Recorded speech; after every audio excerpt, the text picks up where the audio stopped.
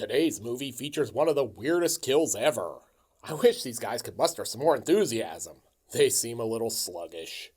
Welcome to Sick Flicks, where I take a deep dive into the cinematic sewer to help you embrace your inner gore geek. I'm Mike Bracken, aka the Horror Geek, and today we're tackling Lucio Fulci's Aenigma.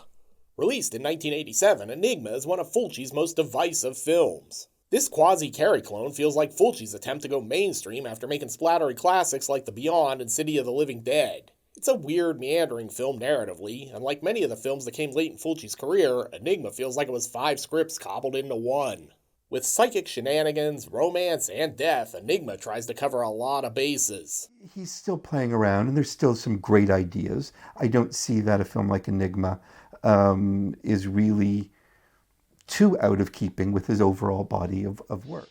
But we all know there's really only one base that matters here. Is Aenigma splattery? Let's get to the gore and find out. We fade in on this grainy photo of St. Mary's College in Boston. If you look closely, you can see Jack Torrance there in the background. Then we jump right to the eye close-up. And I, for one, really appreciate that Fulci isn't wasting any time meeting my expectations. If he gouges this thing out by the end of the credits, we can just end this video here and call it good. And here's the title card. If you're wondering why we're spelling Aenigma that way, it's probably just so Fulci didn't get sued by the guys with the Chanting Monks songs. Oh look, we got our very own life-size Princess Barbie. Hope they're not going to try to use her like one of those real dolls. That would be weird. And what's with this terrible song? You've got that feeling deep inside. This makes Air Supply sound like Slayer. Meanwhile, Dress Up is still going on. And you just can't stop falling. Gonna be honest, if you showed me these credits with no context, I'd totally believe they came from some terrible ABC sitcom circa 1976. And the credits are still rolling. Wait a minute, this song is called Head Over Meals? Well, with this kind of attention to detail, I feel confident in saying that Aenigma is gonna be great. Then Chad here's like, perfect, you look just like a whore. Chef's kiss. Kathy then picks up her first John, but it seems pretty obvious she doesn't know how any of this works. I thought that we were going dancing. Oh, we're going dancing, baby. I'm gonna teach you the horizontal mambo. In the other car, her friends are listening in. Oh, yes, like that. Oh, that feels so good. This is like the radio version of Pornhub. If you guess this is all a Mean Girls stunt, give yourself a screenwriter's credit. Kathy flees in embarrassment and runs right into this random car. Didn't see that coming, and neither did she, apparently. She survives somehow and winds up at the hospital, where she looks like Linda Blair in Exorcist 2. We have the technology. We can rebuild her. Oh wait, guess I spoke too soon.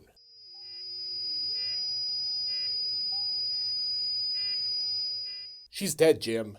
Damn it, I'm a Z-grade YouTube horror host, not a doctor. This doctor's not giving up, though.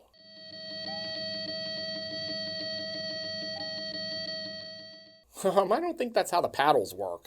Turns out she's not actually dead, just in a coma, but that doesn't stop her from having an out-of-body experience. This movie's just giving you a little bit of everything at this point. Maybe something will stick eventually. Back at St. Mary's, Eva shows up, and she keeps morphing into Kathy.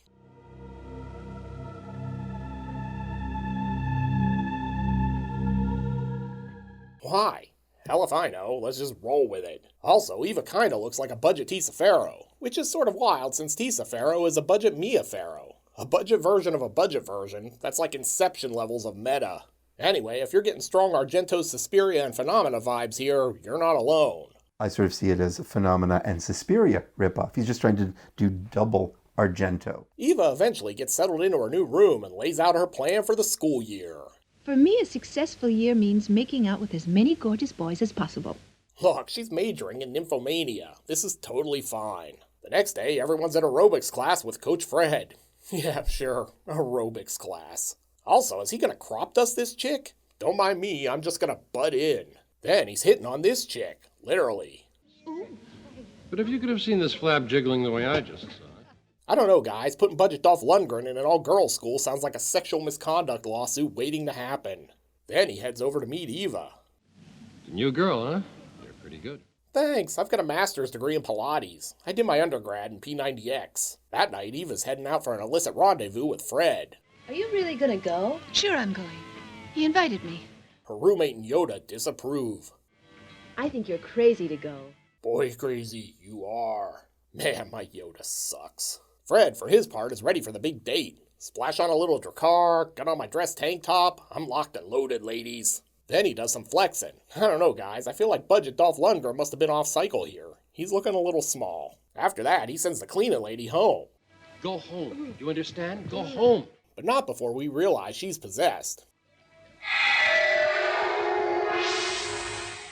Because sure, why not? He decides to work on his posing routine, but even his reflection is sick of him. Fortunately, he's not going to have a lot of time to reflect on his failings. Stop choking yourself! Back at the hospital, something's going on. The readings are crazy. She's right. According to this graph, they're having a 7.4 earthquake. At any rate, they're really confused about these developments. There's no brain activity. Obviously. She's in a coma.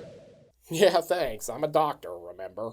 From there, we jump back to school, where we're taking an exposition smoke break. Whose bed is this? Whose bed was it? Kathy, the maid's daughter. Might have been nice to know this before we watched the maid get possessed, but okay. Also, it's pretty wild how giddy these girls are about putting someone in a coma. She had an accident. Am I supposed to be rooting for them to all die horribly? Because I am. But hey, I guess Tom Cruise approves. Also, gonna be honest, surprised Fulci didn't list him in the credits. Back over at Fred's place, the cops have arrived. I don't think you need to check his heart rate. He's dead. Maybe they'll hook him up to the brainwave monitor down at the morgue later. Oh hey, look, it's Inspector Lucio Fulci. Not gonna lie, Fulci looked like he was in bad shape here. Anyway, he's asking for an official cause of death. And the cause of his death? Coroner's like, I'm not 100% sure he is dead, but I'm putting it down as a tren overdose. He juiced himself to death. Then the girls find out, and it's the weirdest game of telephone ever. Fred's had a heart attack. Fred just died. What? Fred died. Ma'am, I regret to inform you that Jed has had a fart attack. There'll be a life celebration tomorrow down at the aerobics studio. Then the girls drown their sorrows in some snails. Ugh, what is this? It looks disgusting. Here, Mary, I'll take that. Thanks. They're snails. This seems random, right? Don't worry, it's gonna pay off. This girl heads back to her room, and if you guessed her bed was gonna be covered with snails, guess what? You snailed it. But when she brings the headmistress back, they're not there. Guess you could say they're S-car gone. Well, except for one hanging out with Rocky. Yo, Adrian, don't make me slug you. That night, while she's sleeping, they're back. The bad news is she's as good as dead. The even worse news is they're gonna kill her at a snail's pace.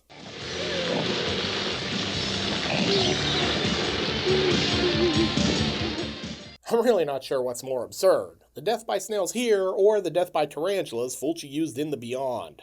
At any rate, she's pretty shell-shocked by all of this. She could probably survive if she'd just assault them. I mean, they're slugs. Later that evening, Eva goes nuts and attacks her roommate. I warned you about stealing my tops. Maybe this is going to turn into death by laundry. I mean, it wouldn't be any weirder than the snails. Then neurologist Dr. Richard Head shows up to treat Eva. He gives her a very thorough exam. Yeah, she's alive. That'll be $1,500 on your copay. Later, he turns down the lights and shoots her up. Is this a doctor visit or an opium den? Apparently, he hit her with some love potion number 9 because Eva wakes up and puts the moves on him. I guess turning the lights off was basically just to set the mood. I'm sorry, ma'am. This is a violation of my Hippocratic Oath. Plus, this kind of treatment isn't covered by your insurance. The next day, Eva's still stalking him. Look, Doc, I had a goal for the semester to hook up with a lot of hot guys, but I'm behind, and I guess you're gonna have to do. He's not really down for it, though. I want you to know that I'm not in the habit of kissing my patients. I mean, I started out as a proctologist, and well, you can see the problem there. She's not taking no for an answer, though. I don't even know your name. It's Dr. Head. Dr. Dick Head. My parents had a weird sense of humor, and Dr. Head got over his objections to hooking up with a patient in record time. We can spend the night together. Tomorrow. It's a holiday. Next, Eva takes up kleptomania to go along with her nymphomania as she steals Grace's earring. This is all just so she can lure her back to the art museum. Clearly, there's a cracked security system in this place, judging by how they just waltz right in. Okay, thanks.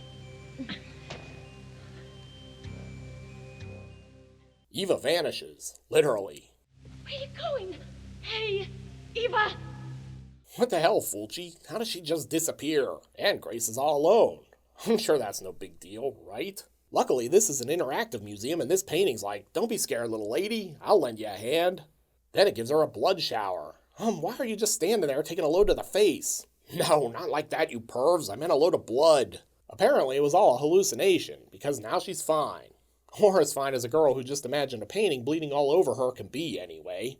Then she wanders into this M.C. Escher painting. After some more weirdness, she's attacked by this statue. Or this guy in a rubber suit pretending to be a statue. I'm gonna say, turning her back on this dude was a monumental error. By God, Adrian Adonis has her in the sleeper hold! Yeah, my Jim Ross still sucks. And do you kids even remember Adrian Adonis? Christ, I'm old.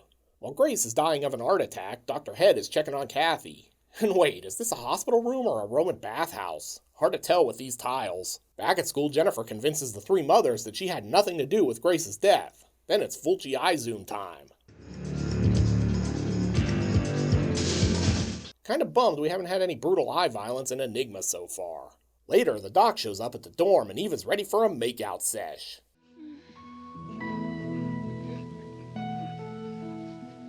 She's not even worried her roomie Jenny is right here. Yeah, don't mind me, just go ahead with your live sex show. I'll just keep doing my Latin homework. At any rate, Dr. Head is starting to make connections. And not just love connections, but connections between Kathy and Eva. He shares his concerns with Ted Cruz here. There's something strange about that girl. She has a total recall of another person's memories. Later, he and Eva schedule some more sexy time, but things get weird. Oh baby, I just want to eat you alive. Literally. If you guessed this was all a dream, give yourself a screenwriter's credit. Man, I gotta lay off the morphine. After some more jibber-jabber, we learn that Eva's parents have taken her out of the school. Eva's mother came to get her. She's left the college. I can't imagine why. I mean, they were only letting her smoke, fraternize with a guy old enough to be her dad, and murder people with snails. Seems like a fine institution to me. Dear Robert, at last I have a chance to write to you. They took me away from the school without any warning. They probably just thought the tuition was too high. And yet, while she's pining away for Dr. Head, he's already moved on. Now he's got his sights set on Eva's roommate, Jenny. Classy. Then it's time for an eye zoom. Bam! Eva escapes from the sanitarium and heads back to school, where she runs into Kathy's mom, the crazy custodian. Yeah, remember her? She's still in this movie.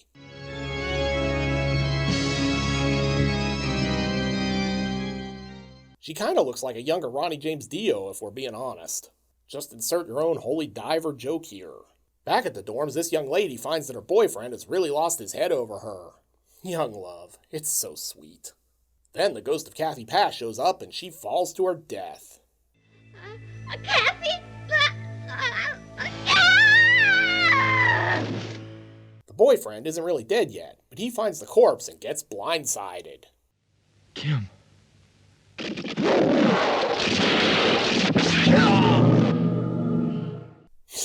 Blindsided. I really hope you guys appreciate the level of work that goes into these videos. I'm sure my mother is super proud of me. Hi, Mom. And say what you will, but he's definitely head over heels for her. I mean, just look at the positioning. Back at the hospital, Dr. Head is like, wonder what's on TV tonight. Oh man, this show again? Jenny, meanwhile, is on a stealth mission to get back onto campus. But then she decides to head back to the hospital so she can pad the running time a bit. She stopped by this guy. Look, it's me, Mario. Plumbing business must be slow, so he's moonlighting at the hospital. After some wandering around, she winds up down here in the morgue. Kinda looks like the tall man's mortuary. Of course, she's not alone down here. Eva's here too, and she's not happy. It's what you get for daring to try to steal his love away. What does any of this have to do with Kathy the Coma Girl? It's like Fulci made 6 mini-movies and spliced them all together at this point. I have an idea. Those wide, innocent eyes of yours. They will be the price for your evil ways. Oh wait, are we finally gonna get some Fulci-ocular mayhem? And what the hell, is she gonna stab her with a paring knife? I mean, I guess it sorta makes sense, if you want her to keep her eyes peeled. Eva makes her move, but Dr. Head busts in doing his best Vanilla Ice impression. It's slice, slice, baby, as he gets cut in the arm. Eva's ready to finish the deal, but then shit gets weird. Looks like someone put her in slow-mo. Battery must be dead. Turns out that's sorta true, because Kathy's dead.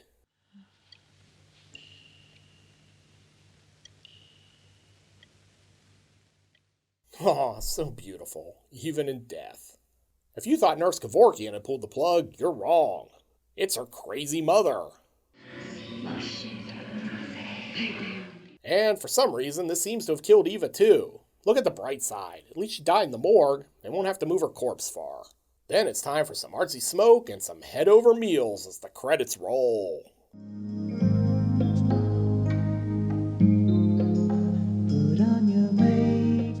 I guess Enigma was a pretty good title after all, because it's a real mystery as to what Fulci was trying to do here. Enigma was a bit of a departure for Fulci in that it's not the overly splattery kind of film fans had come to expect from the Godfather of Gore. Instead, it's like Fulci wanted to try to make a mainstream horror film that was part Carrie/Patrick, part phenomena, and part teen slasher movie.